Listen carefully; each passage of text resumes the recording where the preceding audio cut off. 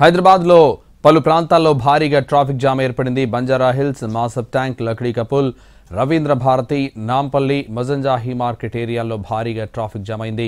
NTR Marg, IMAX, Telugu తల్లి flyover, Khairatabad రూట్లలో వాహనాలు నెమ్మదిగా కదులుతున్నాయి. ట్రాఫిక్ జామ్ కావడంతో వాహనదారులు ఇబ్బందులు పడుతున్నారు. ఇదే విషయానికి సంబంధించి లక్డీ కపుల్ నుంచి మా ప్రతినిధి రవి లైవ్లో అందిస్తారు. రవి,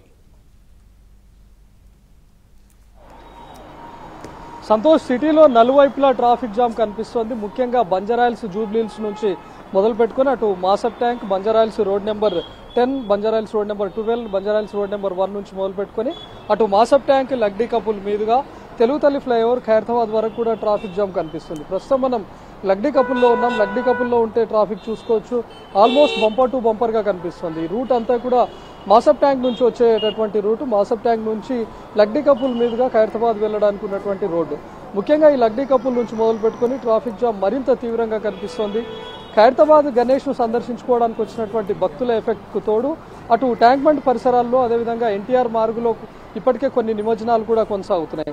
చాలామంది 5th day, 7th day, 9th day నుంచే నిమజ్జనాలు కొనసాగిస్తున్నారు. ఈరోజు 9th డే అవడంతో అటు ట్యాంక్ బండ్, ఎన్టీఆర్ మార్గంలో ఇంకా నిమజ్జనాలు కొనసాగుతున్నాయి. దీంతో అటువైపు ఉన్నటువంటి వాహనాల రద్దీ అంతా కూడా ఒక్కసారిగా ఇటు లక్డీ కపుల్ దాకా పడింది. మాసబ్ ట్యాంక్ నుంచి మొదలు పెట్టుకున్నటువంటి ట్రాఫిక్ అటు తెలుగు తల్లి ఫ్లైఓవర్ మీదుగా రవీంద్ర భారతి జంక్షన్లో నాంపల్లి వరకు కూడా దీని ఎఫెక్ట్ కనిపిస్తుంది. ముఖ్యంగా సెలవు రోజులు కావడంతో చాలామంది ఖైరతాబాద్ గణేష్ను సందర్శించుకోవడానికి ఈరోజు తెల్లవారుజాము నుంచే క్యూ కట్టారు.